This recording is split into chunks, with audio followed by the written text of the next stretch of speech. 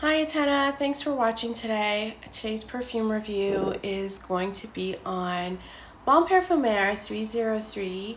This bottle was gifted to me by the brand not too long ago. I posted an unboxing of it maybe 2 weeks ago, and this is a perfect scent to wear when the weather gets a little bit cooler.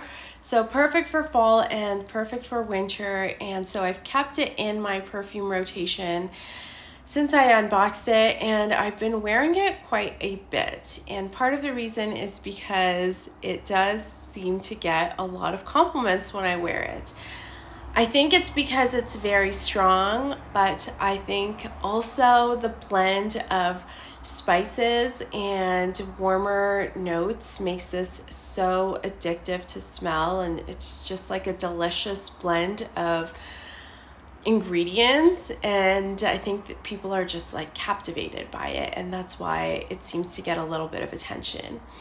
Now I'll start by saying that even though I love this perfume, I am not the best at remembering numbers, and I'm a little bit embarrassed to say that whenever there's a brand that has dates in the perfume name or just like a number in the perfume name, because there's no backstory or context provided, I just have such a hard time remembering what the numbers are for the perfume that I've been wearing. In this case, I've been forced to memorize it because I want to make sure that when I tell people what it is, that I'm getting the right numbers. So it is 303. I think the last one I reviewed was 304. But I'm just not a numbers person. I prefer a story, and I kind of wish that this had a more interesting name so that it would just stick in my head. The notes that are in this perfume are always listed on the perfume bottle. Perfumer kind of has that tradition of doing that, like a lot of other brands do. I know that Prada also does that for their perfumes. And the notes that are written on here, the three notes are piment, so I think that's pink pepper, bay rose, and benzoin. And this is a spicy, ambery perfume. The spices that are in this scent are, yes, pink pepper, but also cardamom and cinnamon, I would say. And they are super potent. So you get those spices right when you spray the perfume.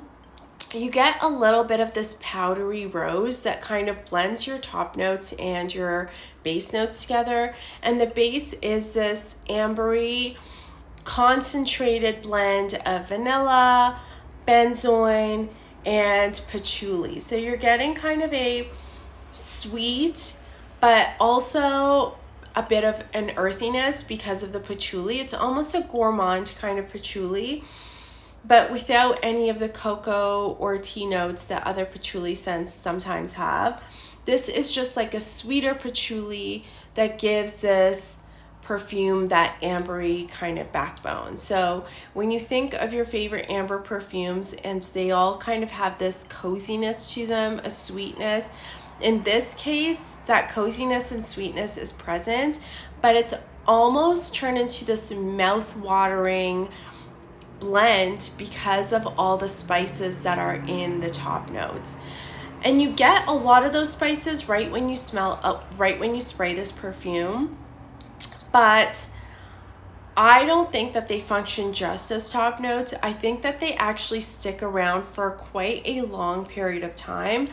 The rose is powdery, like I said, so it kind of comes and goes, and I wouldn't call this a very rosy perfume, but you get a lot of the spices, and the spices are kind of stuck to this amber base that they've used here. And it's not a generic amber woods kind of base. I would say that it's pretty unique. The scent that this does remind me of is of Charlotte Tilbury Cosmic Power, which is the purple Charlotte Tilbury perfume. That one is also like an incensey vanilla benzoin kind of base with a very, very peppery top. I would say that this is similar to that, but it has a lot of those spices in the top notes, a lot of the cinnamon, a lot of the cardamom, and a lot of the pepper.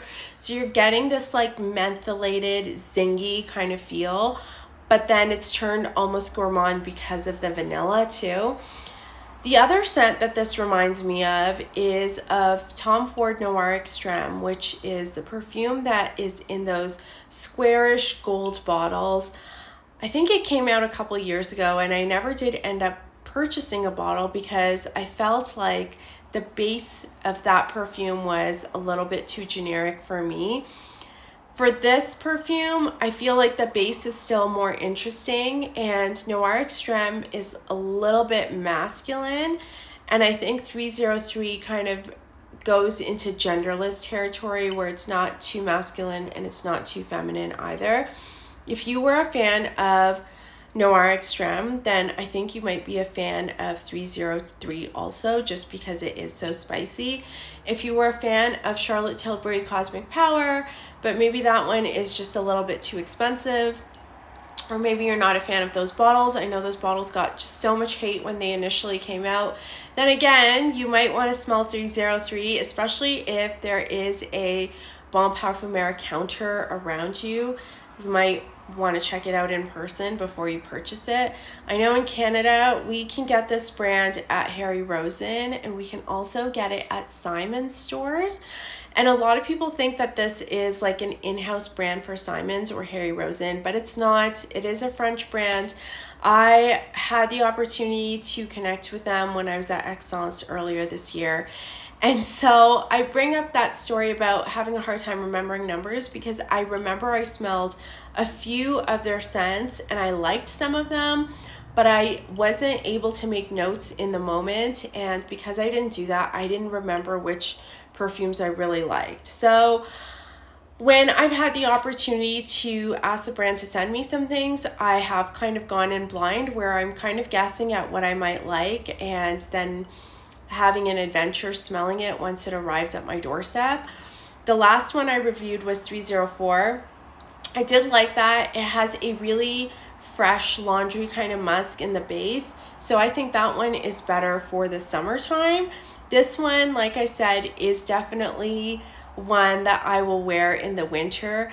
I did end up wearing it one of the days last week, and it ended up being such a warm day. I was expecting it to be really cool. Like where I live, it's cool in the morning and then sometimes it can be so warm in the afternoon. And so I was expecting it to be a cool day, and it ended up being a really hot day, and I was in this really thick sweater, and I just did not have a fun experience wearing this on that particular day because it just felt a little bit too heavy. So I wouldn't wear this if it's too warm outside or you feel like you're going to be getting a little bit sweaty. I just think it's a little bit too heavy for that, despite having these spices that can have kind of a mentholated feel. I think that they're great, but they do just feel really, really warm. It's like you're getting the heat of the cinnamon kind of in that spice blend that's in the top notes.